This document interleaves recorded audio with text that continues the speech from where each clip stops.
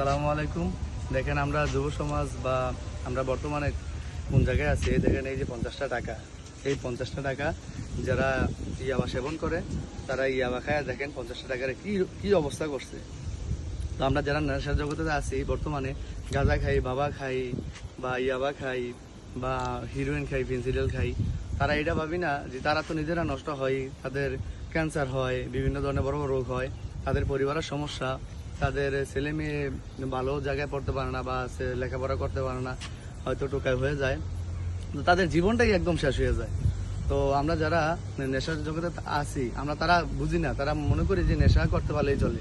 আমরা এই নেশার জন্য চুরি করি, ডাকাতি করি, অনেক কিছু করি। দেখেন একটা সামান্য এই যে একটা টাকা, এই যে 50টা টাকা হইলে একটা বাচ্চাকে কলম খাতা কিনে দেওয়া যায়, অথচ আমরা এই 50টা টাকা দিয়ে আমরা একটা ইয়াবা একটা বড়ি এই জ্বালাইয়া খাইয়া কি অবস্থা করছি, দেখেন টাকাটা পুরা শেষ।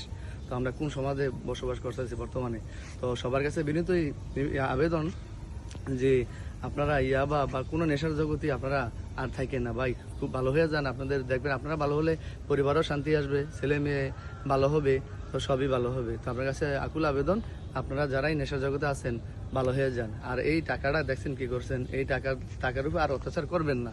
এই টাকাটা অনেক কিছু পাওয়া যায়, এই টাকা হলে আর কিছুই, এই টাকা যদি না থাকে তাহলে আপনি কোনো কিছুই কেনাকাটা করতে পারেন বা এই টাকা ছাড়া পৃথিবী অচল বর্তমানে যে অবস্থা। তো সবাই ভালো থাকবেন। আসসালামু আলাইকুম।